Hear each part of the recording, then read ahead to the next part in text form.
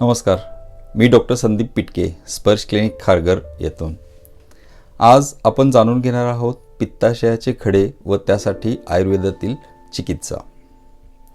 पोटदुखी, कावीळ, अपचन अशा अनेक कारणांसाठी डॉक्टरांच्या सल्ल्यानुसार सोनोग्राफी केली असता पित्ताशयातील खडे दिसतात. बऱ्याचदा रुग्ण मूतखडा व पित्ताशयातील खडा यामध्ये तुलना करतात. ते विचारतात, खडा पडेल का, पडताना दिसेल का, रक्तस्राव होईल का, लघवीवर परिणाम होईल का, वगैरे वगैरे. पण ह्या दोन्ही रोगावस्था फार वेगळ्या आहेत. माझा पित्ताशयातील खड्यांकडे बघण्याचा दृष्टिकोन थोडा वेगळा आहे. आपण जर दूध तापवलं, थंड केलं, त्यावर साय साठते. पण ते दूध पुन्हा तापवलं व थंड केलं तर ती साय अधिक जाड व घट्ट होते. पण दूध न वापरता पुन्हा पुन्हा तापवलं तर ती साय इतकी घट्ट बनते की त्याचा खवा तयार होतो. असंच काहीसं आपल्या पित्ताशयात घडतं. आपल्याला भूक लागल्यावर वेळेत खाल्लं नाही तर बऱ्याचदा पोटात आवाज येत राहतो. हे पित्तामुळे होतं.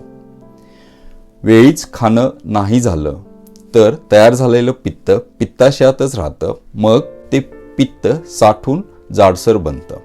अवेळी खाल्ल्याने किंवा पचनशक्तीपेक्षा जास्त खाल्ल्याने पित्ताचा योग्य वापर होत नाही. अशा कारणांनी पित्ताशयात पित्तवृद्धी होऊन साठलेलं पित्त खड्याप्रमाणे जाडसर बनतं.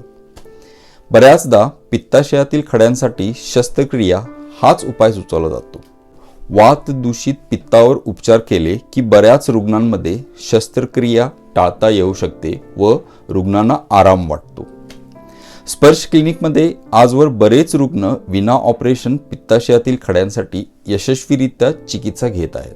वेळेवर जेवण न जेवणे, प्रमाणापेक्षा जास्त जेवणे, पचण्यासाठी जड असे पदार्थ, ऑइली, फॅटी, नॉनव्हेज, घी, तेलकट, तुपकट, तळलेले, तर्रीवाले स्पेसिफिक पदार्थ वारंवार खाणे, पित्त वाढवणारा आहार करणे, व्यायामाचा अभाव असणे इत्यादीमुळे हा आजार पुन्हा पुन्हा उत्पन्न होऊ शकतो व वाढू शकतो.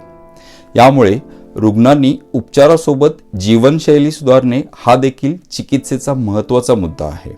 म्हणूनच पित्ताशयाच्या खड्यांवरील शस्त्रक्रियेपूर्वी किंवा नंतर स्पर्श clinic and health care Kharghar येथे चिकित्सेसाठी व चिकित्सेनंतर उपायांसाठी सल्ला जरूर घ्यावा.